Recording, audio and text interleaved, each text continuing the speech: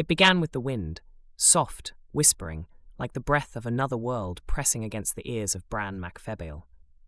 He had been walking alone in the hills, the earth beneath his feet humming with the rhythm of spring, when the vision came.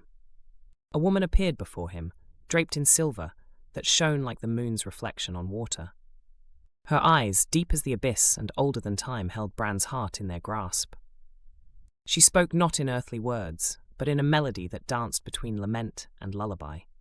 Beyond the ninth wave, past the horizon where man's sight falters, lies a land of unbroken beauty, a realm untouched by sorrow or age. Leave your hall and hearth, Bran Febail. Find the Isle of Joy, for there your heart and destiny await. Then she was gone, leaving behind the echo of a song that lingered on the air like the last light of dusk. For days, Bran could neither sleep nor eat, her words rising and falling in his chest like the tides of the vast ocean she had beckoned him toward. What force could summon him thus? Was it the Tuatha De Danann, playing their endless games from across the Vale? Or something stranger, something greater, tied to the ancient and eternal ebb of the world itself?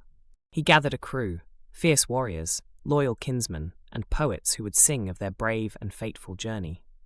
They prepared a great curragh, its leather stretched taut as the skin of a war drum, its keel kissed by the salt of the sea. To sail beyond the ninth wave was to disappear from the known world. None who crossed that boundary ever returned unchanged, or at all. The journey began with a kind wind at their back, carrying them swiftly beyond the lands they knew. Bran stood at the bow, his hand gripping a smooth-worn staff, his eyes never leaving the horizon. Wherever her voice had come from, he would follow it to the very edge of existence.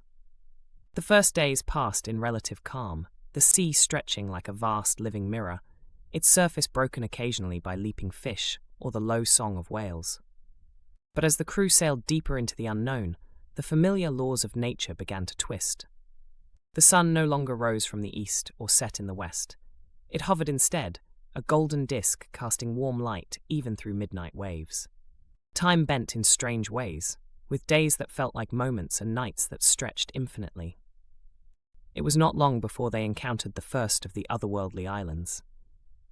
The Isle of Silver Trees shimmered on the horizon, forests rising like holy spires against an emerald sky. As they approached its shores, the smell of blooming fruit filled their nostrils, the kind of sweetness that awakens forgotten desires. The ground was covered in silvery blossoms, and each tree bore fruit that glimmered like polished jewels. But the crew grew wary when they saw no birds in the branches, no animals roaming the land. It was too quiet. One of Bran's men, a bold warrior named Endan, plucked a fruit and sank his teeth into it, only to gasp in joy as his body was filled with an unnatural vigor. Yet as Endan reached for a second bite, he froze. His eyes widened, fixed on the horizon, his body rigid as stone. The wordless joy etched into his face was both beautiful and haunting. Bran dragged him back to the ship, but Endan spoke no more. They left the island behind, its fruits and flowers still glinting seductively in the dwindling distance. Further on, they came upon the Isle of Mist and Madness, its edges shrouded in thick fog that pulsed like a living thing. Figures moved within the vapor, whispered voices calling to each sailor by name. Bran steered wide, shouting prayers to ward off whatever dark spirits lingered there.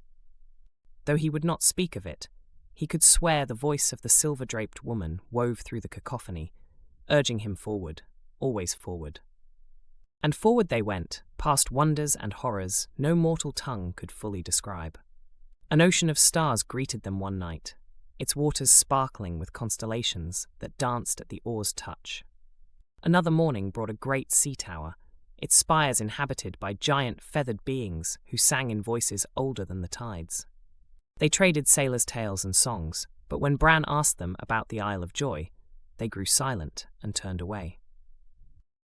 Finally, after what felt like an endless age adrift, they reached it. The Isle of Joy. The sky above it shimmered like a captive sunrise, and the air smelled like every lovely memory Bran had tried to hold onto throughout his life. The golden sands hummed beneath their feet, as if the earth itself were alive with song. Strange beings walked its shores, neither man nor god, their forms shifting like water under sunlight, and they greeted the crew warmly, as though they had been expected. But joy, Bran soon realized, was not alike for all men. His crew found themselves entranced, their sorrows washed away by the island's enchantment. They laughed and danced, their burdens forgotten. Yet Bran, standing on that perfect shore, felt a strange ache in his chest. He thought of his halls, his people, his life before this impossible journey. And he understood. The perfection of the Isle was not for him. To remain here would mean abandoning everything that gave his life meaning. "Not all journeys end in staying," she said. "You have seen what lies beyond the world. Bran Febail. What comes next is up to you." And so, he made his choice. Bran turned back toward the ship, back toward the horizon where mortal lands and mortal lives waited. His crew called to him, urging him to stay, but he could not. The journey, he realized, had been the gift, not the destination. As he sailed home, the gold-tinged sands of the Isle of Joy faded into the mist. Perhaps he would tell his tale, or perhaps no one would believe him. It did not matter. The open sea stretched before him, and for the first time, Bran felt truly free.